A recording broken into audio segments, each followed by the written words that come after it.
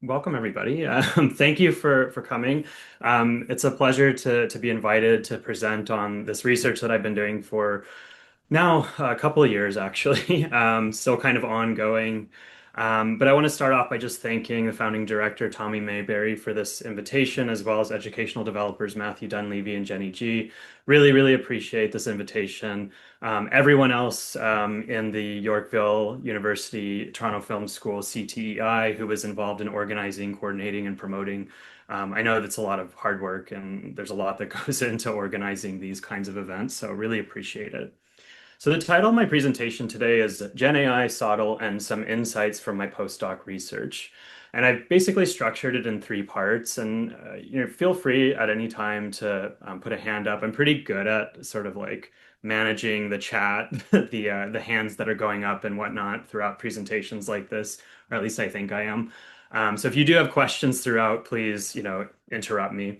I'm going to start off a little bit with my story and my journey to SoTL. I don't have a formal educational studies background. My background is in English. I'll talk about that a little bit, but I'm just going to kind of just tell you my story, my experience, and my journey from basically completing my PhD to doing this research, and then what I'm doing now as well.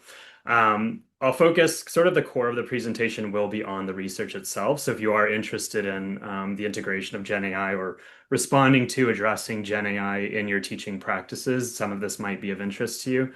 Or if you're interested in doing similar research, I'd love to chat.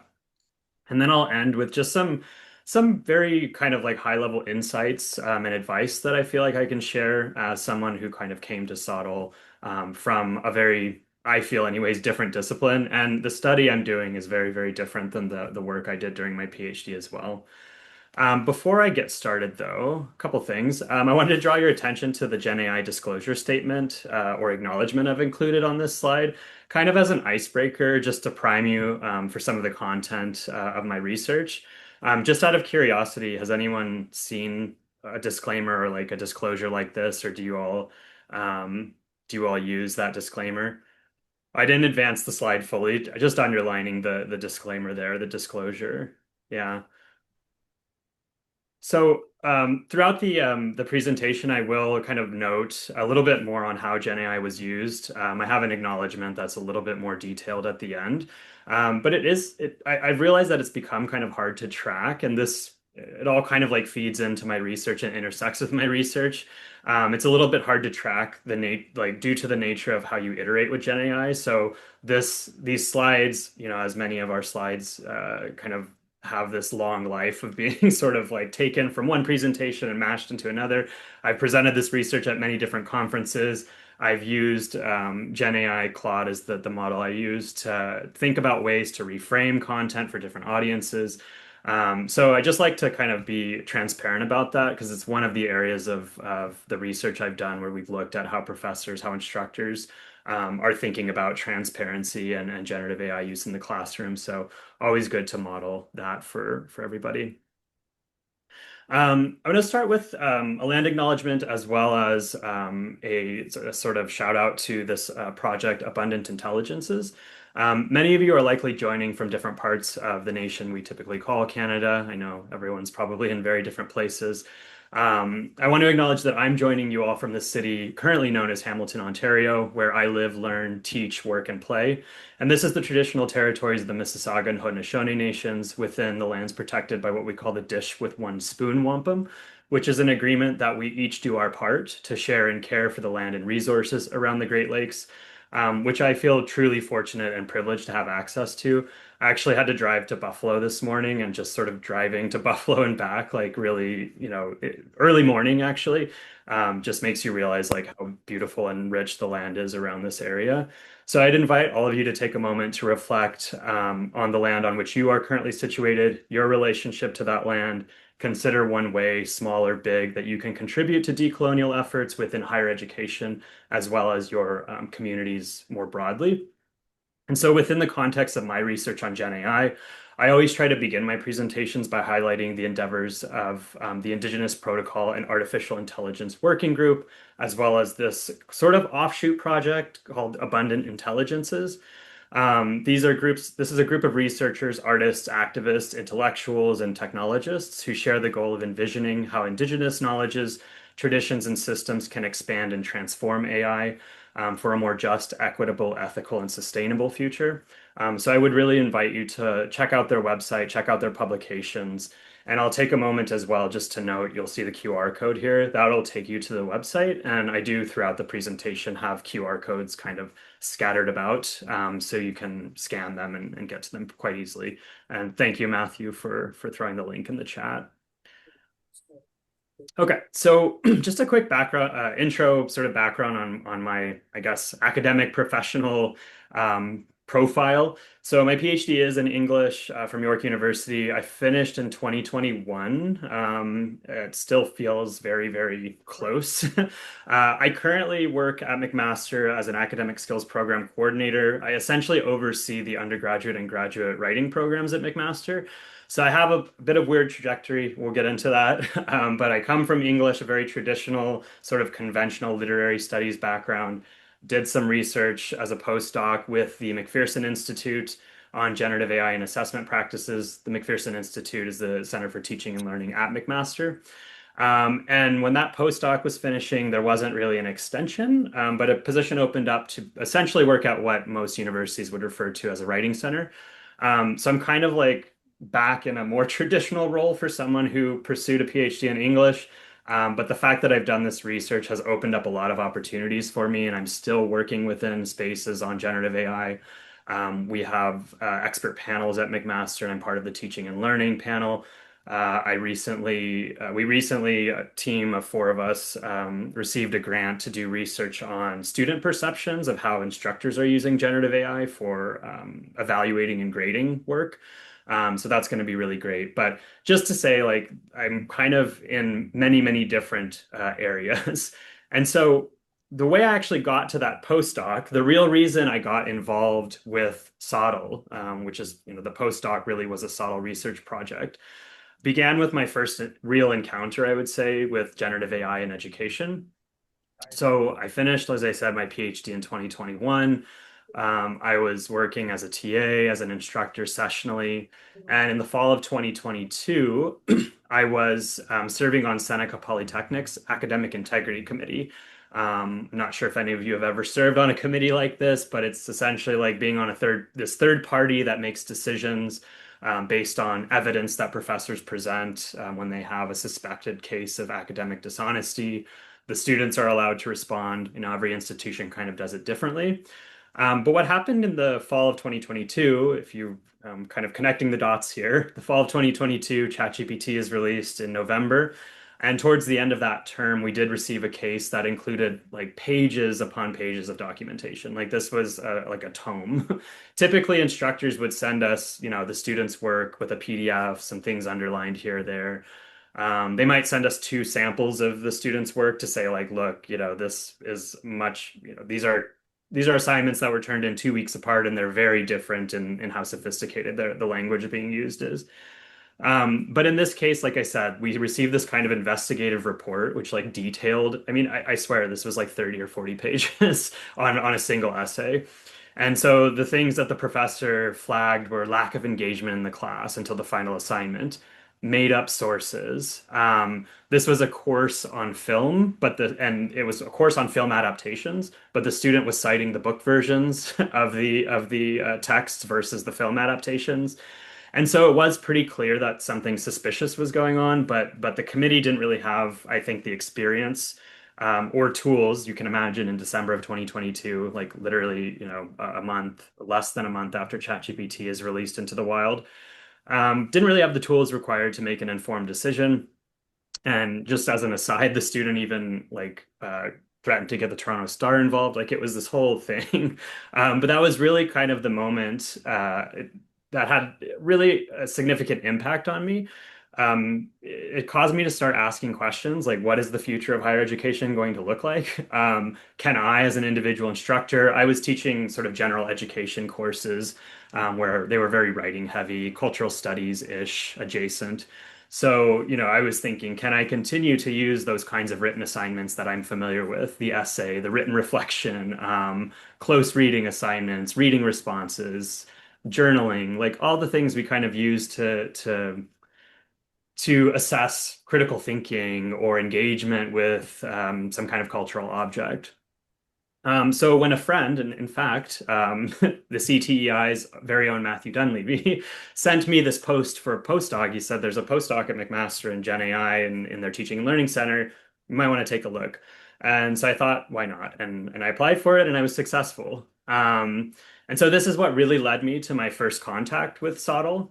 And in some ways, I was kind of was when I was putting this presentation together, I was reflecting on like SoTL Gen AI, like what's the kind of intersection other than SoTL is I'm using approaches and methods in SoTL to study Gen AI, but I feel like the elusiveness of Gen AI kind of feels like the elusiveness of teaching, of the teaching experience in a way. Like we 100% know when teaching is going well. We 100% know when it's not going well, but oftentimes we don't know like why it's going well or not. And that's where SoTL comes in. But I feel the same way about Gen AI. Like when we were looking at this case, it was like something is not right about this. We don't, the writing is off, but we can't really get, you can't dig into it. Like you can't match it against an existing document. It's not like traditional quote unquote plagiarism or academic dishonesty. So without extending that metaphor any further than further than it can withstand, I would just say that the novelty of Gen AI, I think, the not knowing where this technology was headed, right, and especially in late 2022, not knowing the full impact it would have, not just on education, but every aspect of contemporary life, essentially. I think this kind of paired well with the field of SoTL more broadly, which I have found personally, like engaging in this research, to be a field that is characterized by humility, reflection, interdisciplinarity, experimentation, and a heavy, heavy, heavy dose of context specificity. So it's like always, always, always about context. And you might be able to say that a lot about a lot of other fields of research, but I felt it very strongly when I first started engaging in SoTL, and now over the past couple of years have been trying to kind of wrap this study up. So, oh, and that's obviously me with some really sort of unwieldy hair at the time. I also need a haircut now, but this was last year, last April, at the American Association of Colleges and Universities Conference on General Education, Pedagogy, and Assessment, a poster session I did. So it was really nice to be able to share that research with other educators. And so taking a step back from that poster session, I want to kind of walk you through the actual project that was essentially what my postdoc was.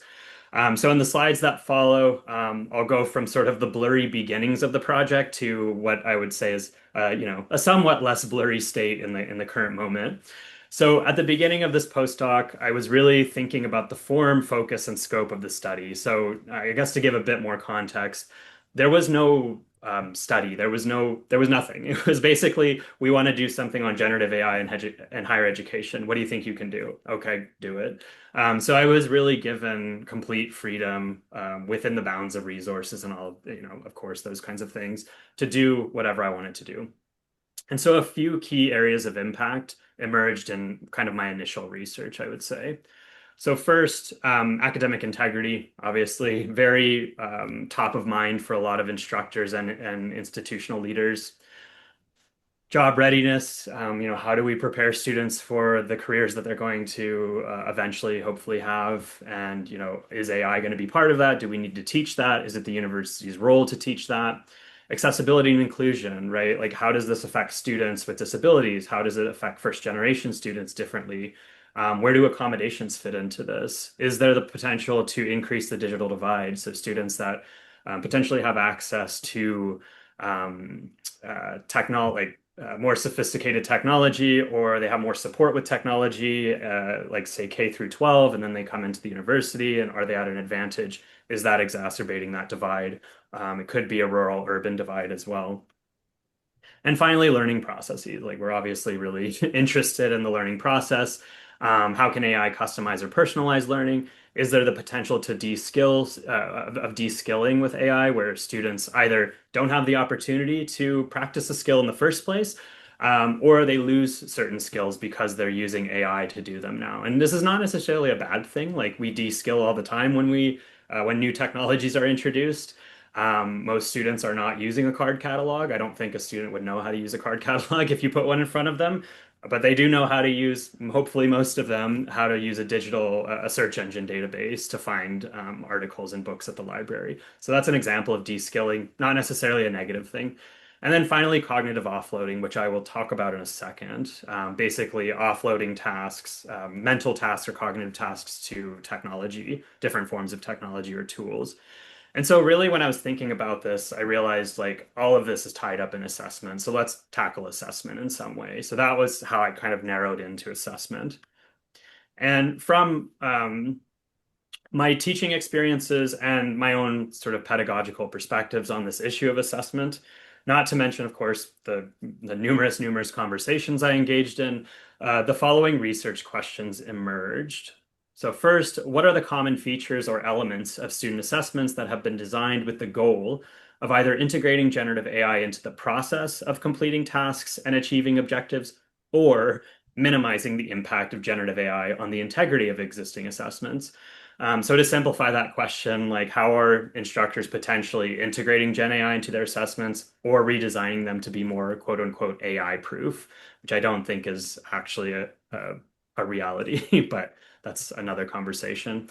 And then our second research question was how can we, instructors, educational developers, and other stakeholders, evaluate the efficacy of student assessments in terms of authenticity, alignment with principles of academic integrity, and commitment to student-centered learning in an environment in which generative AI is a tool to which all students have access and may use, and I should put in parentheses there, and may use whether allowed or not to assist in their learning. So this is the question about like how do we look at an assessment and evaluate if it aligns with all of these principles that we kind of hold dear with assessment, while this thing is over here that's constantly kind of causing a disruption. So can we create assessments that, again, are not necessarily AI proof, but that align with these principles while AI is still kind of in the mix, so to speak? And so I just want to take a second to acknowledge my research team and just mention the value of the students as bringing on students as partners to research projects as well. So the research team I worked with, myself, Dr. Kim Dai, who's the Vice Provost Teaching and Learning at McMaster University.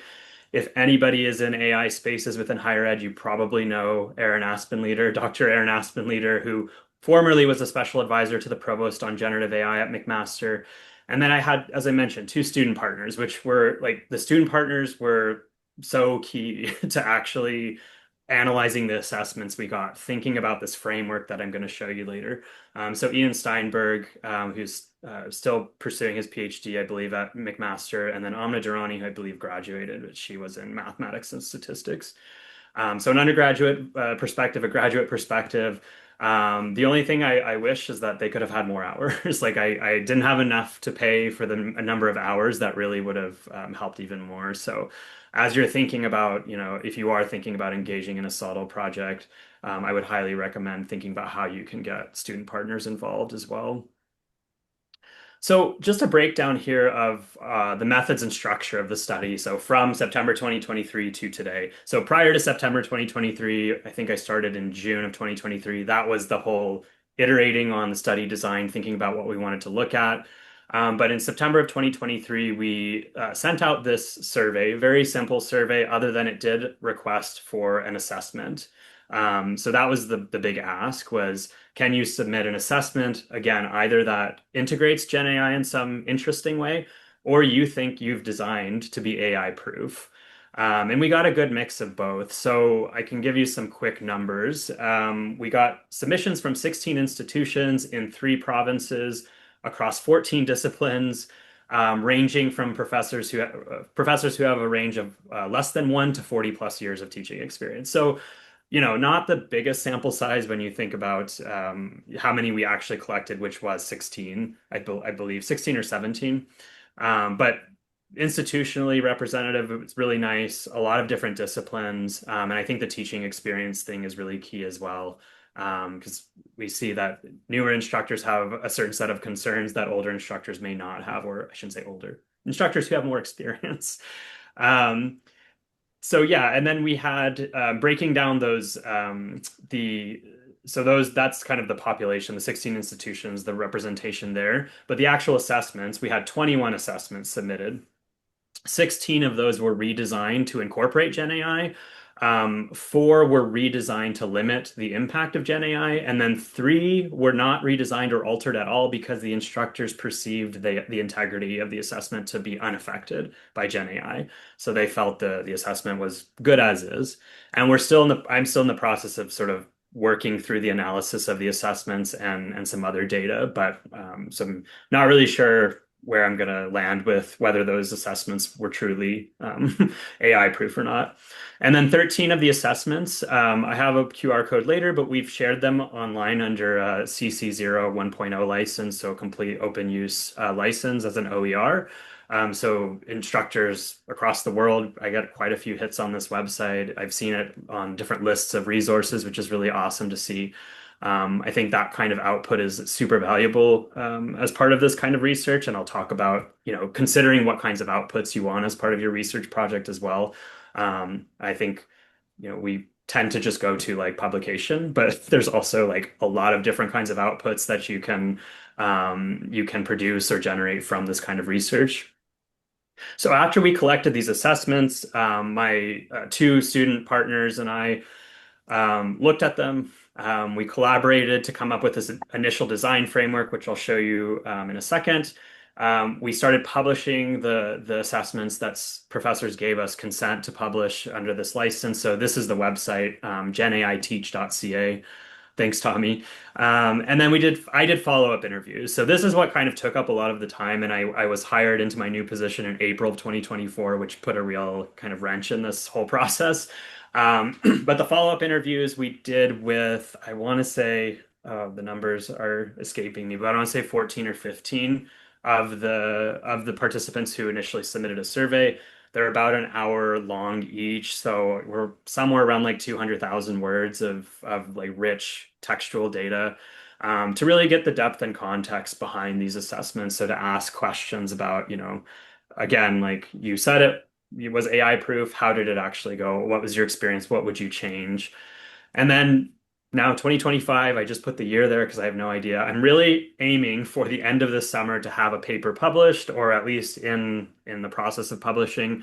But I'm going to refine that design framework along the lines of those interviews. So how the interviews sort of informed a bit of a refinement or revision to that framework, which our hope is to maintain as very flexible, adaptable, and durable. That's kind of like the three principles to me that are most important here because this technology, you can't say that it does A, B, and C because tomorrow it will do D, E, and F. Like it doesn't make any sense to do that. So to me, it's like come up with a framework that can last, that can sort of stand the test of time, that can stand the test of these different updates and functionalities.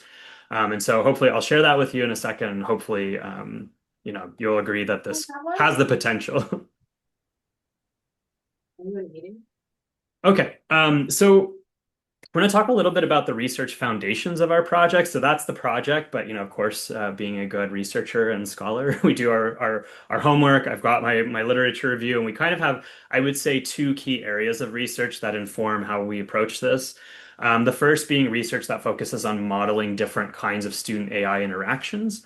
And as I mentioned earlier, cognitive offloading is kind of one of the key areas of the learning process I'm interested in. So cognitive offloading, Risco and Gilbert in 2016 described as the use of physical action to alter the information processing requirements of a task so as to reduce cognitive demand. So it's changing how we process information to kind of reduce or alleviate that cognitive load. So examples will be really helpful here. Taking notes, taking a photograph of something, using a calculator, using a GPS app, even tilting your head. So if an image is sort of on its side, if you tilt your head, your brain doesn't have to do the work of trying to tilt it for you, or you don't have to process it in that way. Setting reminders, tying a string on your finger, which I don't know if anyone actually does that anymore, but you get the idea. And so in the traditional model of cognitive offloading, Dawson here, I have another quote or another couple items here, finds that the decision to offload a task, so whether you're going to do it yourself or you're going to use a tool or some other kinds of information processing um, utility, let's say, this decision is based on cognitive laziness, meaning is it less mentally taxing to use the tool versus do it myself? And metacognitive beliefs about performance. Do I have the ability to do it better, or will it be better if I use this tool? So these things kind of factor in, especially I think for students who are developing, right? Like they're developing confidence in what they do. They're developing these skills, and so they will kind of base their decision to offload. And so this is one of the ways we're looking at Gen AI is like how is it being a cognitive offloading tool? More recent conceptual models, though, build on the idea of cognitive offloading to address capabilities and potential of Gen AI. So Grinchell and Neubauer, Lodge et al., and Delacqua et al. Have extended the implications of this idea of cognitive offloading or the analytical lens to think about machine-human or machine or human AI interactions and their effects on the learning process, as well as problem solving and productivity more broadly. And so I don't want to get deep into this. I just kind of want to show you that we do have this kind of area of research we're looking at. But these models essentially aim to identify where AI best supports learning versus where it actually might hinder learning. So where does offloading actually, cognitive offloading or different use of AI actually hinder the learning process? In all of these models, though, in the recent conceptual models, Gen AI creates more fluid boundaries between human and machine cognition than represented by traditional cognitive offloading.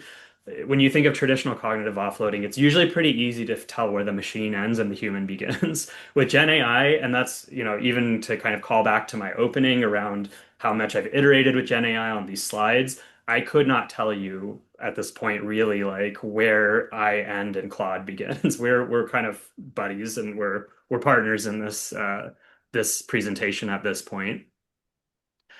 Assessment frameworks, obviously, we've built our own assessment frameworks. So assessment frameworks kind of represent the other area of SoTL research that we are building upon and responding to. And specifically assessment frameworks that address student use of Gen AI. Like that's what we're really interested in. So one of the most popular ones, I would say, I see this cited all over the place, and it's being actively revised, is the AI assessment scale or the AIAS, developed by Mike Perkins et al. And this is its second iteration, actually, or second major revision, fairly recent, I think December of 2024. And this framework provides educators with 5 possible levels of AI use. So you can see, and I've reproduced this as actual text. So when you get it in the slides, it's accessible. It's not an image. Um, there's no AI, right? So absolutely no AI to what they're now calling AI exploration.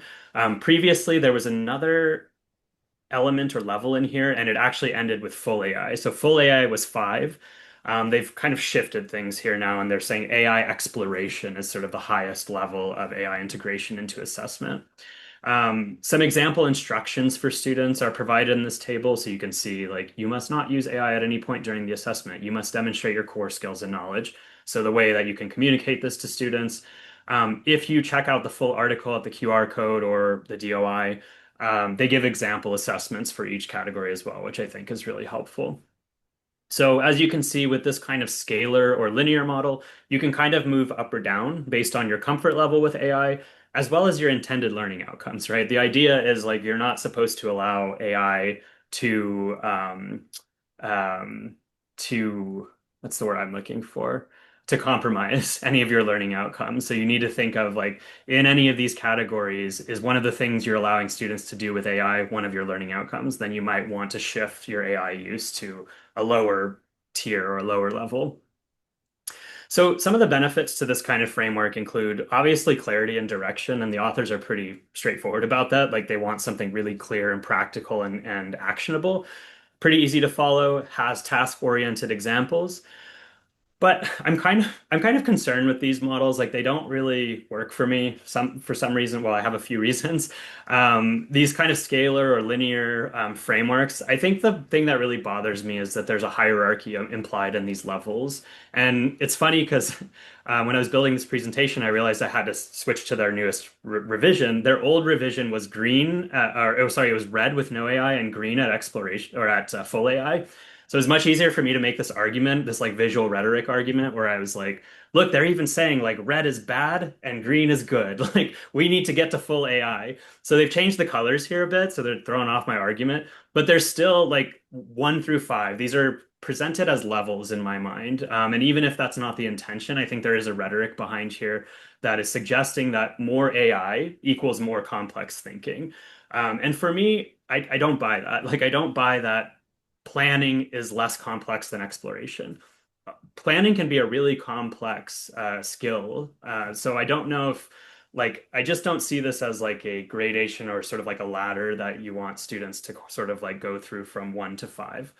Um, and and not that the authors say that's how you should do it, but I do just think that putting 1 through 5 as levels kind of sets up a hierarchy of where the complex thinking is and where the less complex thinking is.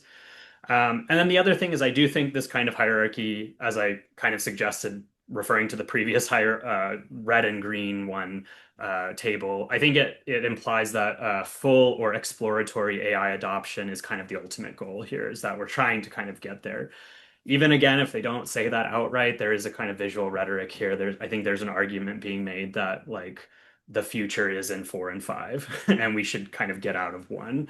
Maybe one is good for certain things, but really we're trying to get to kind of the 4 and 5 end of the spectrum here. So based on the assessment submissions we received that I spoke about earlier, we decided to go a bit of a different route with our framework, and we created something closer to a typology, I would say, something that's descriptive rather than scalar or hierarchical. And so at the core of what we decided to call, and this is totally my grad student partner, Ian Steinberg, who it's all his credit to him, the 4C design framework. Like we had everything ready, but he was like, what if we just make them all C's? Because then it'll be easy for people to remember. And everyone likes a gimmick. So we have these 4 categories that kind of broadly capture different instructor approaches to addressing the increasing availability of Gen AI and its use by students in their study. So I already clicked one. We've got collaboration. So this is where we see the integration of Gen AI as a working partner, and it kind of stresses adaptability and interactivity. Critique. We see analysis of AI generated content, reflection on human AI interaction. So how do students feel about this interaction? And this focuses a bit more on relevance, accuracy, and utility. So, how relevant is the output I'm getting? How useful is this tool? It can also focus on ethics as well. Like if you're thinking about that interaction between human and AI, what are the ethical implications there? Content disclosure. This is where instructors are asking students to document their use of Gen AI, and some are more detailed than others. Like you have to give the entire chat log. Some instructors just ask for a citation, like a formal citation. But here's that emphasis on transparency. And then finally, confirmation. And this is sort of a category that falls outside of the other three. There was sort of no overlap. I'll show a visual on the next slide. But this really comes from professors who are still trying to verify student work is done by students without any AI assistance. It seeks compliance with course and institutional policies, specifically policies that say you can't use AI, not the policies that say, you can use it here or there. So oftentimes this would be having students do something in the classroom where you can see what they're doing. But then there were some other creative approaches as well, doing interviews with students about the work that they had submitted. That's one kind of confirmation approach. So based on those 4 categories, we developed this 4-way Venn diagram visualization, which took me a long time to figure out. It's like a lot harder to do a 4-way Venn diagram than I thought it was. It's like you can have a 2-way, like why not a 3-way or 4-way? And then I realized confirmation didn't cross over, so that had to sit at the top. But you can kind of see like the confirmation piece we put on the top here as kind of instructor imposed. It doesn't intersect with integration of AI at all, collaboration, critique, and then we have lots of intersections with content disclosure. And so I won't go into this too much, but I'm going to share the slides and you're welcome to kind of see how these map by actually going to the website. These are all, I think all of the numbers here are ones that we received. Most of them will be ones that are accessible on the website that we received consent to share. Some of them might not be, so I've just, basically told you what category they fall into. But you can go look at the assessment for example, the AI literature project, and you can see, the ways in which it asks students to collaborate, critique, and collaborate with AI, critique AI, and then disclose how they used AI. So this is really kind of the foundation of what we found within the assessments. We've mapped. I need to do all of the an interview content analysis now. I've done all of the transcription, which took a long time, verifying all of that. That's kind of the stage we're at this point. I'll just note that the dash lines and the asterisks are, as I mentioned here, areas where we didn't get any submissions. So it was interesting. Like if professors had their students collaborate and critique AI, they automatically said you also have to tell me how you use the tool. None of them allowed that, and then didn't ask for content disclosure. And then I mentioned confirmation never crossed over. I can see a world in which confirmation starts to cross over when maybe we're having students use AI while they're being, what's the right word? Basically watched, like while we're watching them use it to kind of see how they're using it and assist with it and support. As of the time we collected these assessments, that was not something that any instructors were doing. They were having, if they were integrating Gen AI, they were expecting their students to use it on their own, and that's kind of all they did. And then disclosure. So they asked the students to disclose on their own, but they didn't, confirm the disclosure by sort of watching them use AI or trying to track them in any way. So I'm going to take us through two of the assessments that we collected to get a better sense of how they function. And I have some of the interview materials and discussion of some emergent themes that complement each of these submissions. So to give you a better idea of like what this looks like when we actually sort of dig into individual assessments, this first assessment was submitted to us by Dr. Sarush Sabagan of the University of Calgary. In this assessment, he has his graduate students complete a hypothetical training program evaluation using data collected from interviews with AI generated personas. So he's created his own essentially AI app that generates personas that uh, sort of represent different stakeholders in a program evaluation process. So the students interview those personas on the platform, and then they use that data that's generated from the interviews to write their program evaluation. And so for this sample assessment and the next, I've actually identified what I'm calling student pathways and adaptive elements. So basically, what are the students being asked to do? And then how does generative AI sort of enable these paths? So for this assessment, students need to design an interview. They have to interact with a persona. They have to collect data, and they have to synthesize for their evaluation. But how does generative AI factor into this? Well, the model will have different responses based on the questions asked, like a person would, right? But um, every student can ask the same AI persona the same question. They're going to get different answers. It's the nature of Gen AI. So it allows for branching interview paths. It allows for real-time feedback. It could allow for progressive challenge as well. So as students get better at asking questions, it really they will get better answers, and it'll become a more challenging task. And like one of the things that I really like about this assessment, and then a couple others, well, one I'm going to show next, but another one that also used Gen AI for sort of persona generating and having students interact with personas, is it does there's like a rationale for its use, and that's one of the things I'm focused on more recently is like when we're talking about Gen AI and integrating it, whether responsibly, thoughtfully, ethically. I also always want to see like the rationale behind it. Like, could this be done otherwise? Like, there's so many costs to generative AI, ethical, environmental, social. Could we do this in another way? Or does this actually solve a problem that we have? And for Dr. Sabagan, it really does solve a problem, which is it's hard to have realistic, like genuine, authentic interviews as part of an assessment. He can either have his students go into the field and interview people, which there's a lot of time constraints there. Other professors were saying, I used to have students role play with one another and ask each other questions, but they're not really that good at role playing, and it's kind of understandable. Like they're there to learn. They don't know kind of this process of program evaluation, so how could they role play it? So I do think it really solves a problem here.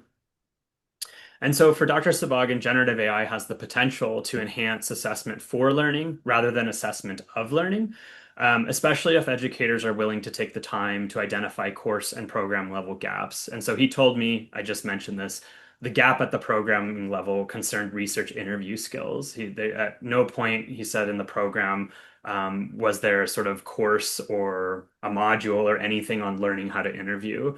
And so it's one of those sort of tacit skills that students were kind of supposed to pick up.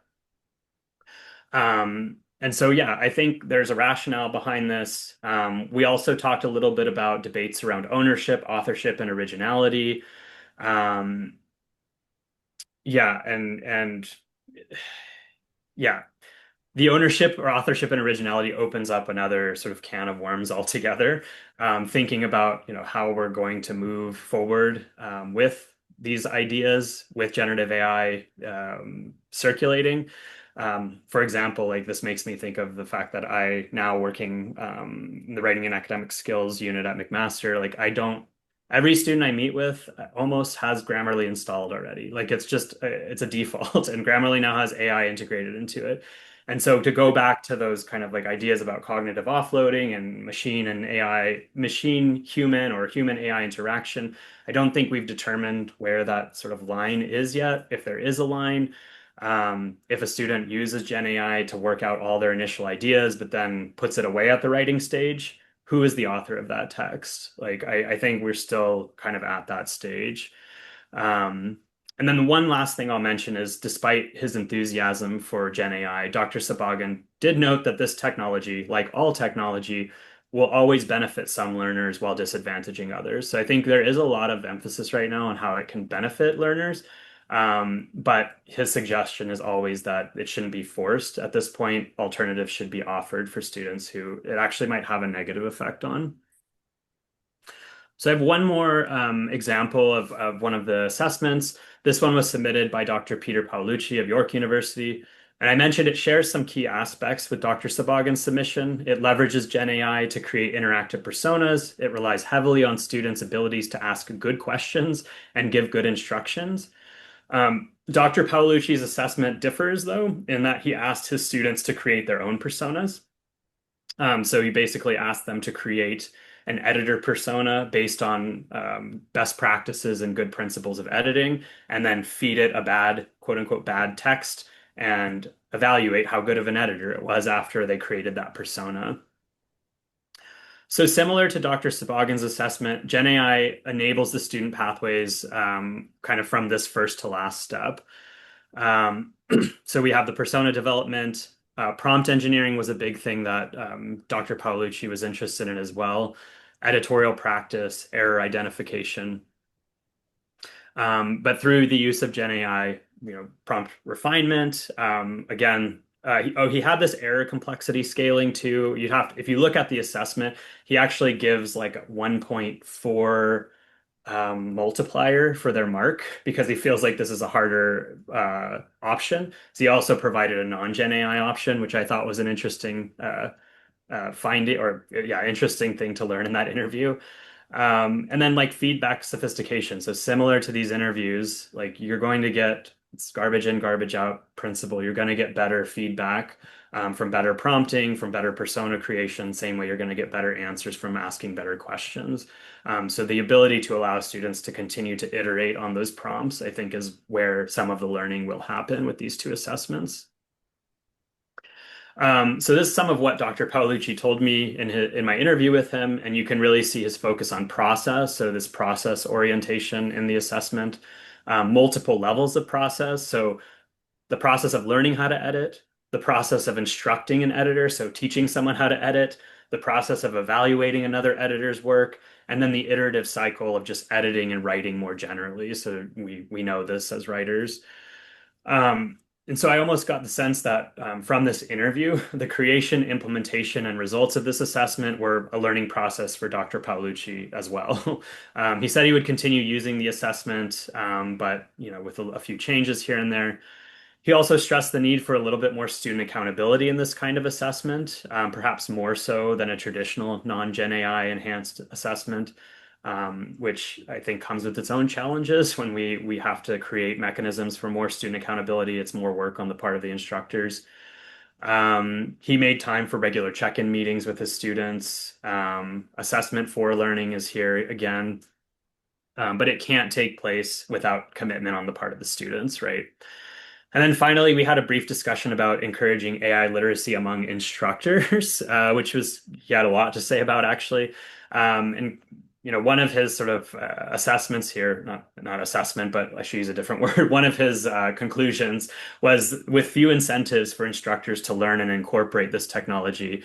He kind of sees a future in which students who are much savvier and more advanced with Gen AI are going to continue to use the technology to maybe get around assignment instructions to offload in a way that's going to hinder their learning or prevent their learning.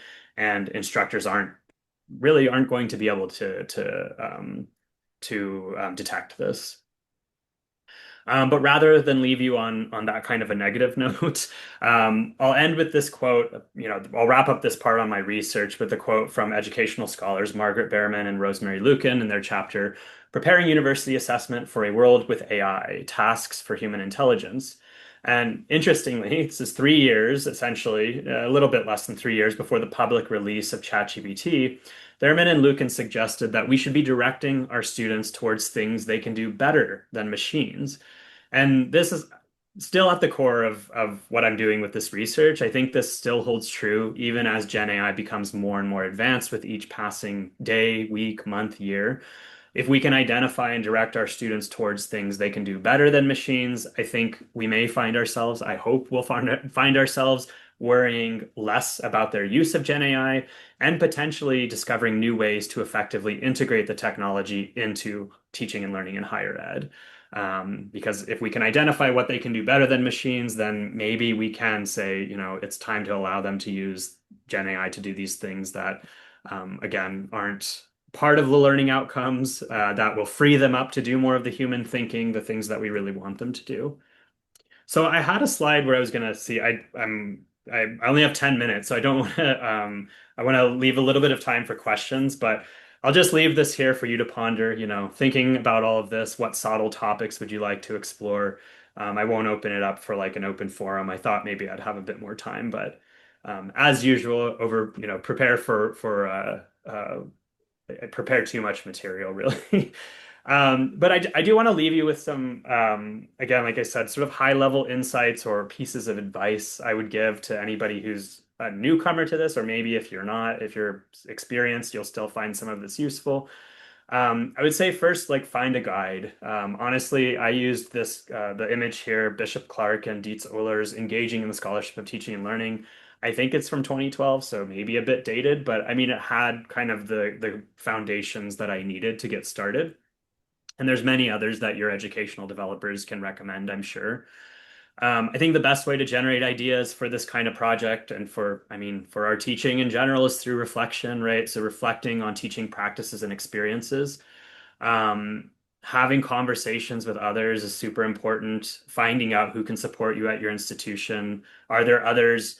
Again, like if you come from a field like I do, but it's not education and has its own research methods, its own research approaches, and its own practices for the classroom, can you find somebody in that field who's also interested in pedagogy to start talking to? And then opportunities for dialogue with students is key.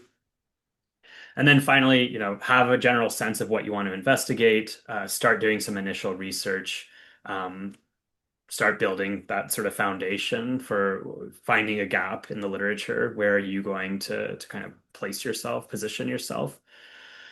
I think study design can be really daunting, especially like if you come from a humanities field where like study design to me was like I just read and analyze, like I just think about what I read. Like I support a lot of humanities students now, and I really encourage them to think about method and how they're doing it and not just say, well, I just read a lot of books and then I tell people what I think about them. So in my current role, I do spend a lot of time talking to grad students about staying focused in their writing and in their research. So I would say this is my first piece of advice is really spend time developing your research question. Like, what is that question you want to answer? And there are various guides online for sort of how to narrow down your topic and then develop it into a research question. That research question really helps everything in the project align. So, who is your target study population? Who's the audience for the research? What methods are you going to use? All of this aligns with the research question. If your methods aren't if you're using methods to answer a different research question, then you're going to have trouble with your study design. I was really fortunate to have basically a full-time postdoc. It was 80-20 split, but I never really got bothered too much with the 20. Occasionally, it was a service portion of my postdoc, so occasionally I helped with workshops or roundtables and things like that.